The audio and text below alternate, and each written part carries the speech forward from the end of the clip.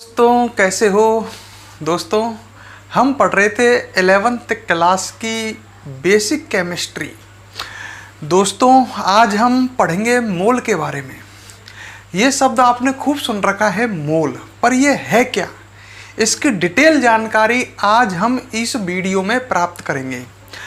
दोस्तों मोल को बहुत काम आता है, ये केमिस्ट्री में मोल शब्द बहुत काम आता है, तो तुम्हारे दिमाग में मोल क्या है ये क्लियर होना चाहिए। तो इसको समझने के लिए इस वीडियो को दोस्तों आप अंत तक देखना। जब वीडियो को आप अंत तक देखोगे तो अंत में आपको खुद समझ में आ जाएगा, बिल्कुल ढंग से क्लियर हो जाएगा कि मोल क्या है।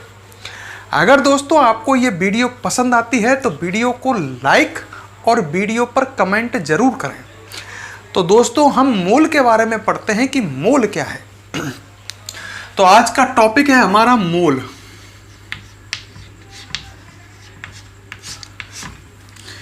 ठीक है, अब देखो तो मेरी शब्दों को ढंग से सुनना आप।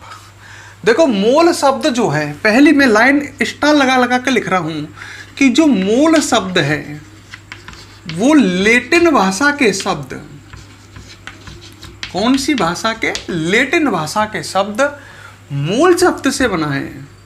मोल शब्द जो है इसको इंग्लिश में MOL लिखते हैं। मोल शब्द लैटिन भाषा के शब्द, एक एक बात को पकड़ना, जब आपको इंटरेस्ट आएगा। लैटिन भाषा के शब्द मोल्स,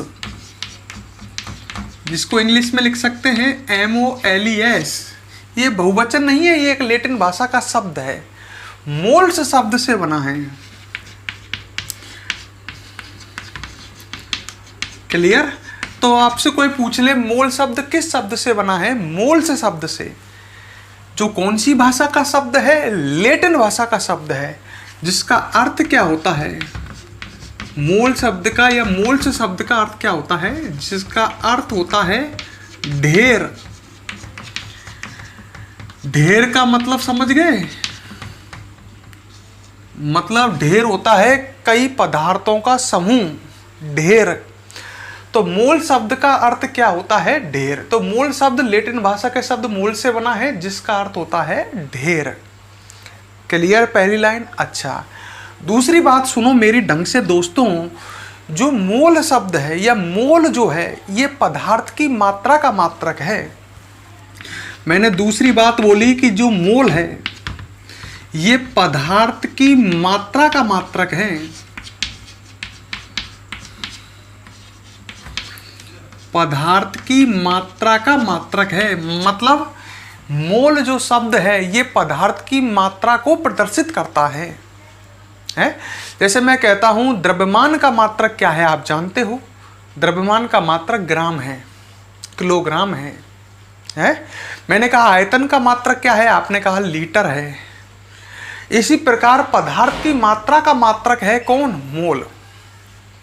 मतलब मोल पदार्थ की मात्रा को दर्शाता है। जैसे मैंने कहा ये मेरे पास कोई पदार्थ है, ये 5 मोल है, तो ये 5 मोल ये पदार्थ की मात्रा को प्रेजेंट कर रहा है। तो मोल किसका मात्रक है, कोई आपसे पूछे तो आप कहना पदार्थ की मात्रा का मात्रक है। अब आगे मेरी नेक्स्ट बात सुनो, जो मैं अब बताने वाला हूं वो बहुत इंपॉर्टेंट लाइन है। एक मोल कोई पदार्थ है आपके पास, जो मैं लिख रहा हूं इस पर बहुत विशेष फोकस करना। एक मोल कोई पदार्थ है आपके पास, उसका वजन,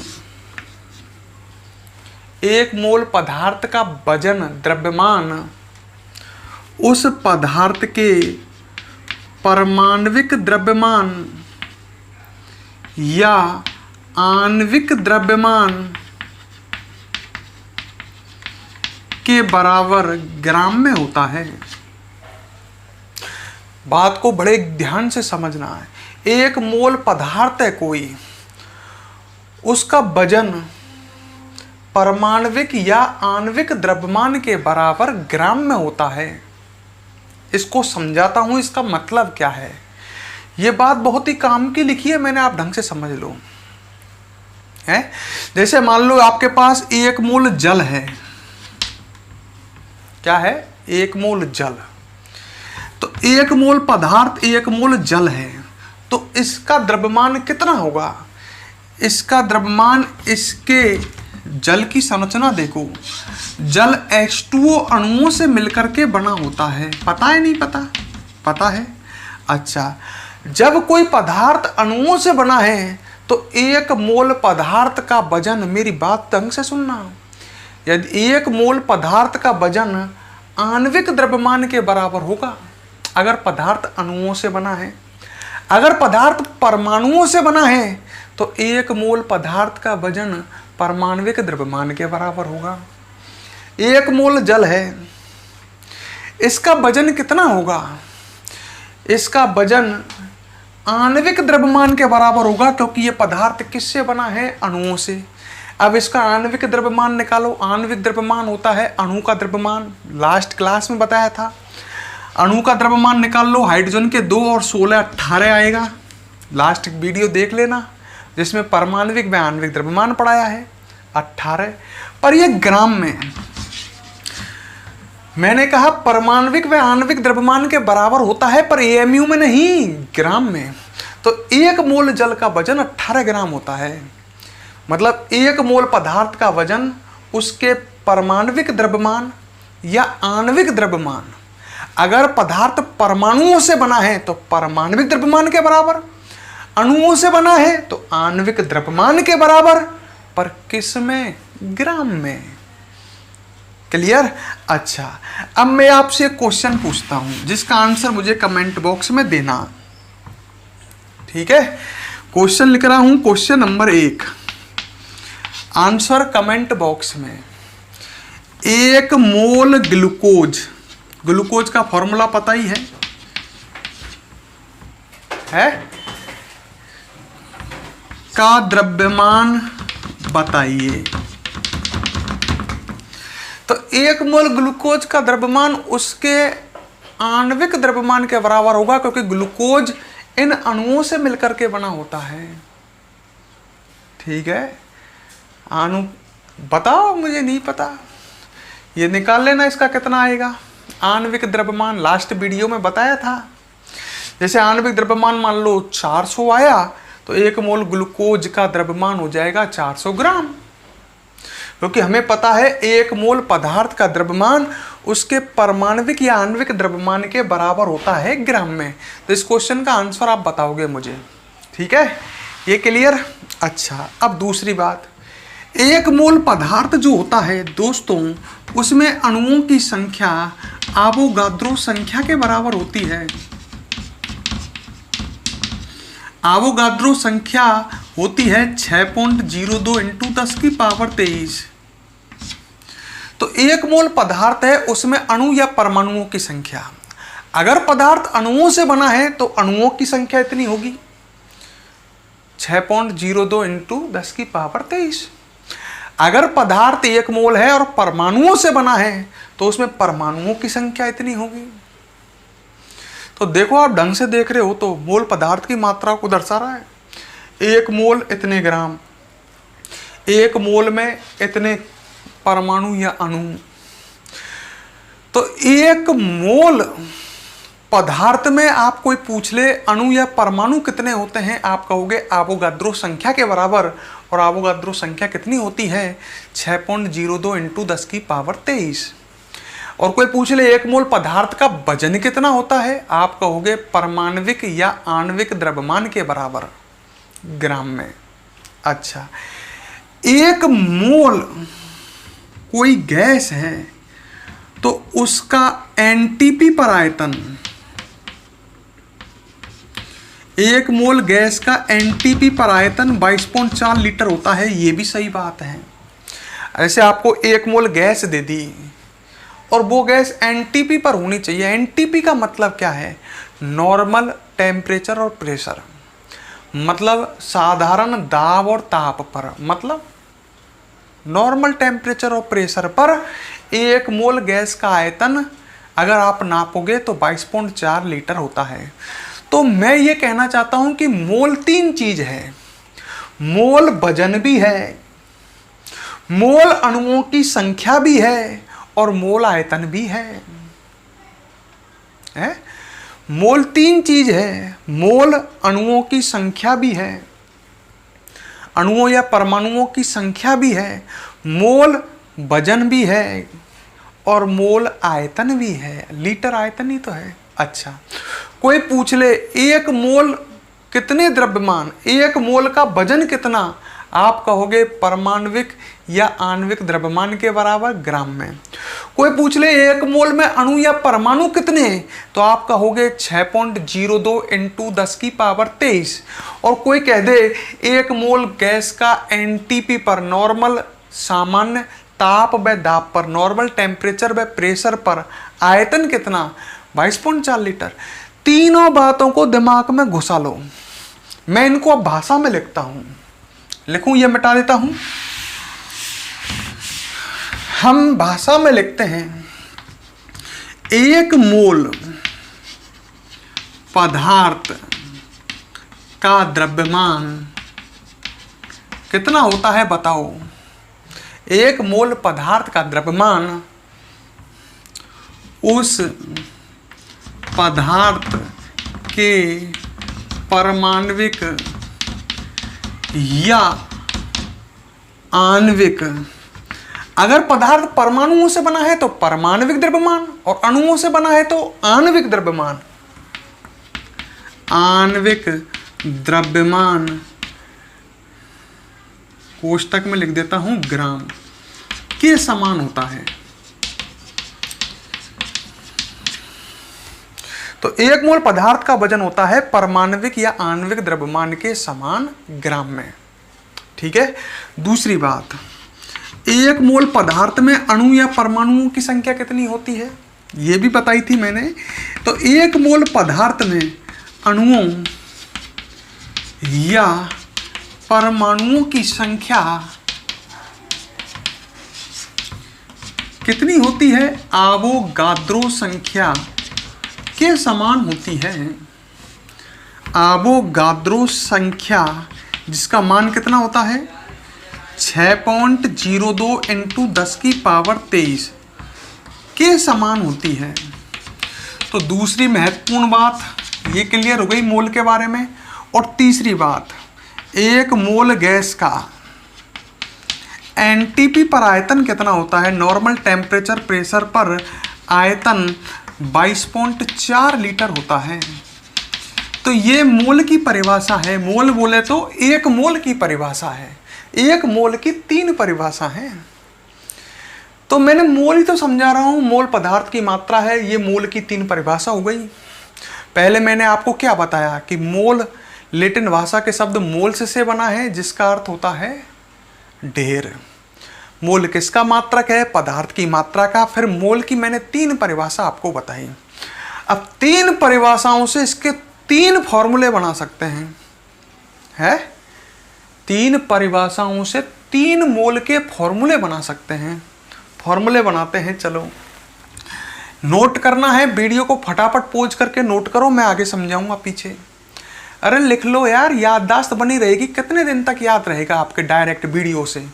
कॉपी में, रफ में, कहीं भी नोट कर लो, जिससे आपको याद रहे कि मोल क्या होता है। फटाफट पॉज करो, वीडियो को पॉज करना जानते हो, पॉज करो और इसको लिख लो। लिख लिया? अब मेरे बात सुनो आगे।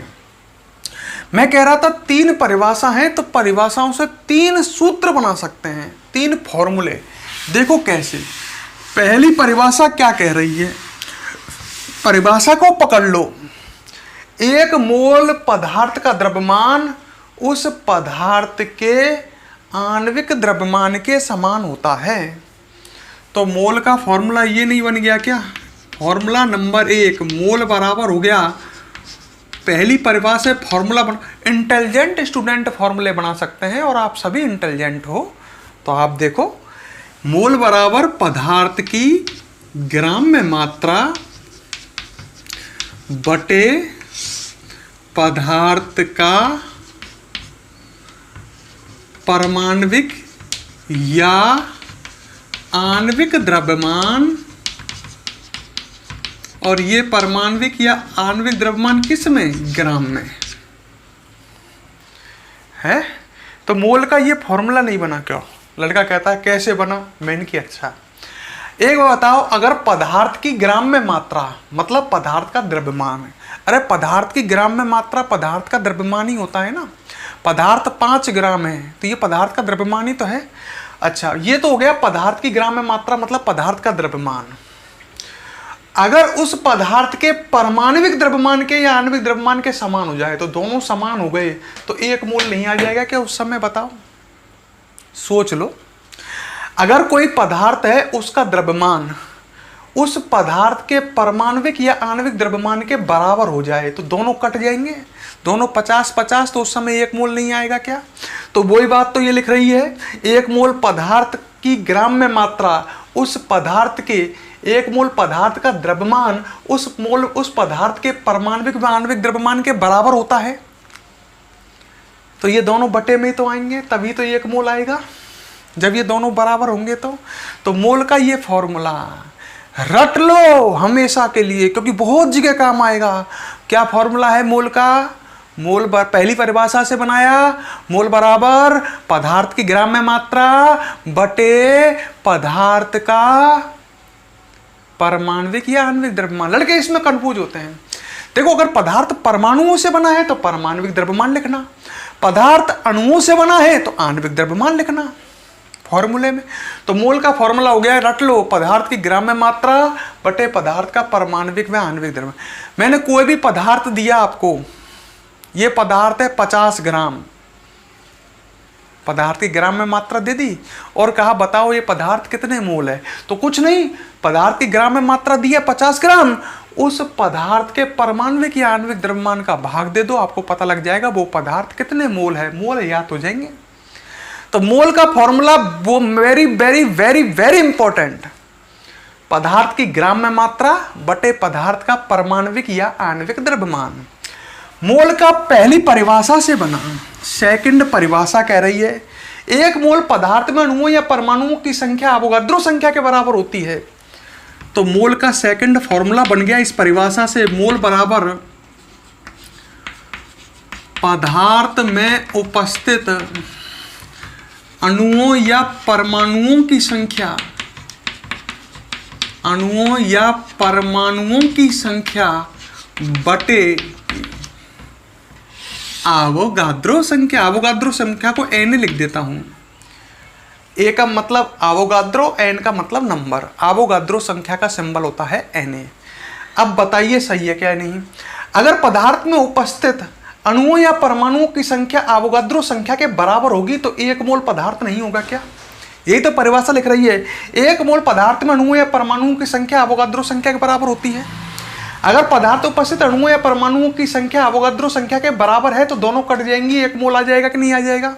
तो मोल का दूसरा फॉर्मूला, मोल बराबर पदार्थ में उपस्थित अणुओं या परमाणुओं की संख्या बटे आवोगाद्रो संख्या। मोल का पहला फॉर्मूला पदार्थ की ग्राम में मात्रा बटे पदार्थ का आणविक द्रव्यमान या परमाणविक द्रव्यमान। दूसरा फॉर्मूला पदार्थ में उपस्थित अणुओं या परमाणुओं की संख्या बटे, रट लो रट लो, वीडियो को पॉज करके रट लेना। दो परिभाषा दो फॉर्मूले। मोल की तीसरी परिभाषा से तीसरा फॉर्मूला, मोल बराबर गैस का एनटीपी पर आयतन बटे 22.4 लीटर।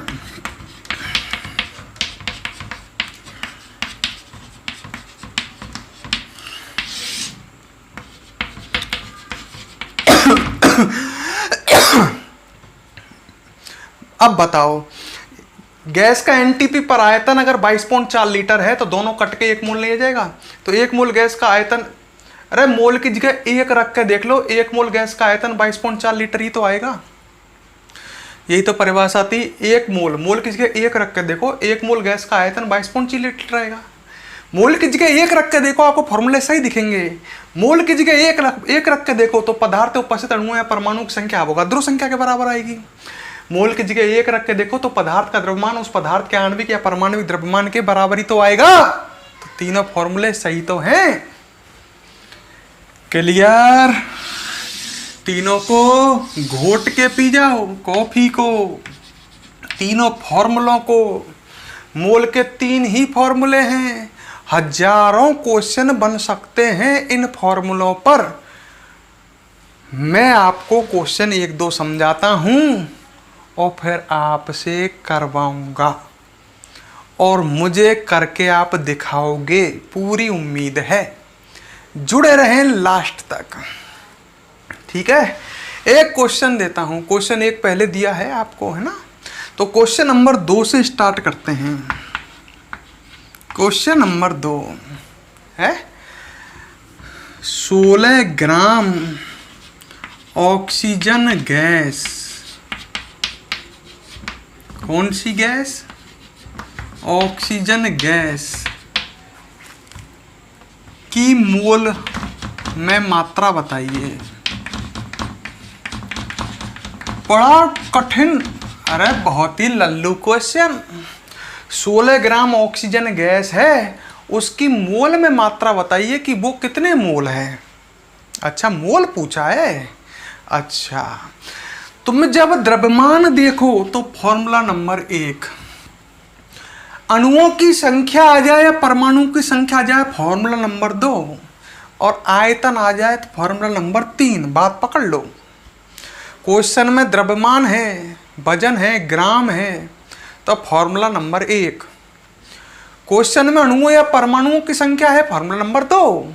क्वेश्चन में यदि आयतन है, formula number 3। 16 gram oxygen gas है। अच्छा, 16 ग्राम है तो कर लो। तो मोल में मात्रा पूछिए, मोल पूछा है, फॉर्मूला लगाओगे मोल बराबर पहला पदार्थ की ग्राम में मात्रा। बेटे कितनी दी है? 16 ग्राम। ग्राम में मात्रा ही तो है ये, बटे पदार्थ का। अब बताओ मुझे, आणविक द्रव्यमान आएगा कि परमाणविक द्रव्यमान आएगा? ऑक्सीजन गैस भूलो मत, लास्ट वीडियो को। ऑक्सीजन गैस अणुओं से बनी होती है, O2 अणुओं से बनी है, तो आणविक द्रव्यमान आएगा। और आणविक द्रव्यमान बताया था लास्ट क्लास में, 16 + 16 कितना आएगा? 32 है। तो ये तो 16 ग्राम और नीचे आएगा 32, और वो भी किस में आएगा? ग्राम में। नीचे आणविक द्रव्यमान, अणु का द्रव्यमान, परमाणु के द्रव्यमानों, परमाणुविक द्रव्यमानों का योग। लास्ट वीडियो को देख लेना ढंग से। तो कितने मोल आ जाएगा? 1/2 मतलब 0.5 मोल। तो 16 ग्राम ऑक्सीजन की मोल में मात्रा है 0.5 मोल, ठीक है। अच्छा, एक बात, एक क्वेश्चन ही हो गया क्लियर। क्वेश्चन समझ में आ गया ना, तो लिखने की जरूरत नहीं है, मैं आपको क्वेश्चन करने के लिए दूंगा, ठीक है। लिखना चाहो तो कोई वीडियो को पोज कर लिया करो, मैं बोलता रहता हूँ ना, जब उस समय दौरान पोज कर लो, फटाफट लिख लिया करो। Question number 3। चलो भाई, क्वेश्चन नंबर 3 ढंग से सुनना है। मैंने दिया 36 ग्राम जल में अणुओं की संख्या बता। अरे जल अणुओं से बना होता है भाई, H2 अणुओं से। तो 36 ग्राम जल में अणुओं की संख्या बताइए। ओहो, कितना क्वेश्चन है। क्वेश्चन तो बहुत जटिल कर दिया साहब। मैं इनकी कैसे, देखो साहब, द्रव्यमान दिया है और अणुओं की संख्या, मैं इनकी दोनों ही फॉर्मूला काम आएंगे। तो द्रव्यमान दिया है, 36 ग्राम जल है, द्रव्यमान दिया है और अणुओं की संख्या पूछी है। मैंने कहा तो आप पहले मोल निकाल लो ना, दिमाग से सोचो। 2 फॉर्मूले हैं, द्रव्यमान वाला ये और अणुओं की संख्या वाला ये। तो आपको जब ये दिया है 36 ग्राम जल, मतलब पदार्थ की ग्राम में मात्रा, तो पहले मोल निकाल लो। और जब आपके पास मोल आ जाए, उसमें Na का गुणा कर देना, अणुओं की संख्या आ जाएगी। नहीं आई समझ में? ऐसे क्वेश्चनों में पहले आप मोल निकालो। मोल बराबर फॉर्मूला क्या है? पदार्थ की ग्राम में मात्रा बटे पदार्थ का अणुभार। पदार्थ H2 अणुओं से बना होता है और इसका अणुभार कितना आता है? 2 + 16 = 18। तो पदार्थ कितने मोल है? 2 मोल।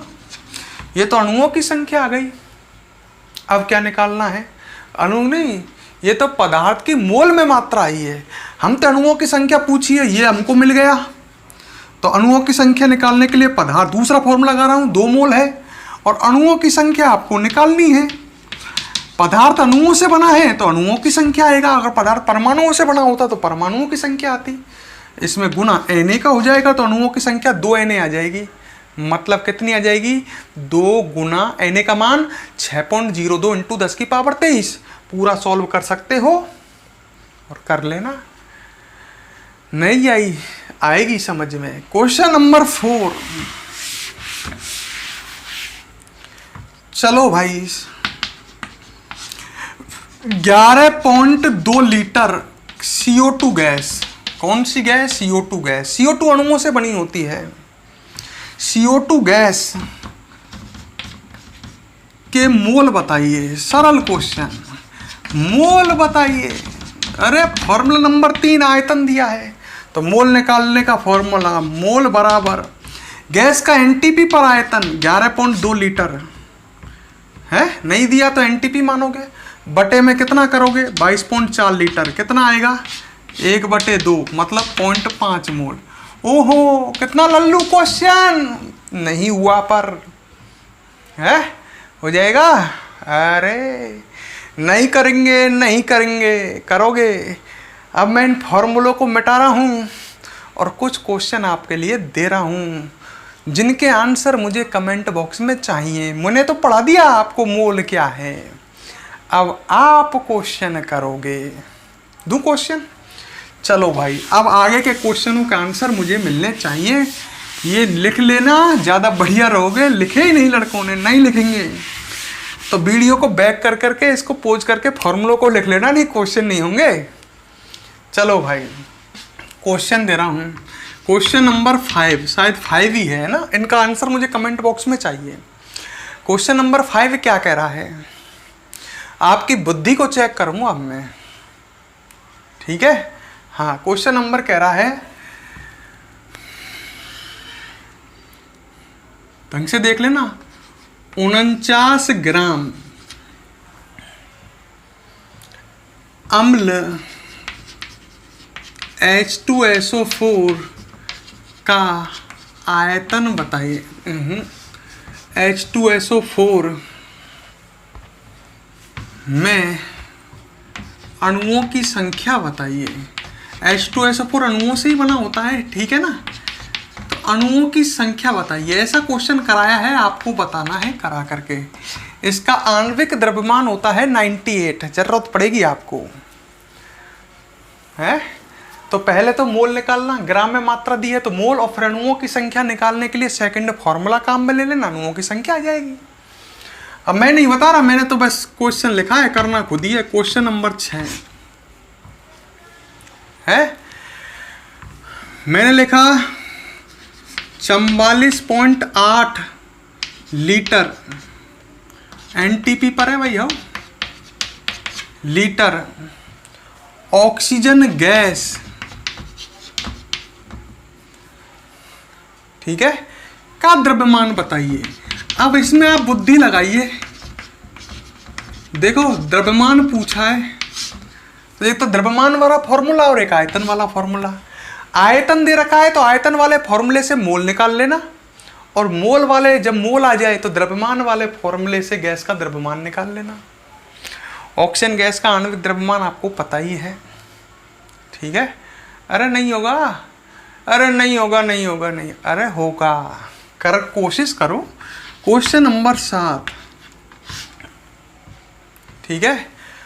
5 मोल जल में अणुओं की संख्या ज्ञात कीजिए। ओहो, इससे सरल क्या दूंगा। 5 मोल, मोल दे रखा है, अणुओं की संख्या पूछी है, फॉर्मूला आपके पास है ही है। अरे सही है। अच्छा, क्वेश्चन नंबर 8, 46 ग्राम सोडियम धातु, धातु परमाणुओं से बनी होती है, परमाणुविक द्रव्यमान काम में लेना। और सोडियम का परमाणुविक द्रव्यमान कितना होता है? 23। 46 ग्राम सोडियम धातु में परमाणुओं की संख्या बताइए। मैं आपको ट्रेंड करना चाहता हूं इनमें। तो आपके आंसर का मैं इंतजार करूंगा। वीडियो पसंद आए तो दोस्तों लाइक और कमेंट कर देना। ठीक है, अब आपसे हम नेक्स्ट वीडियो में मिलेंगे।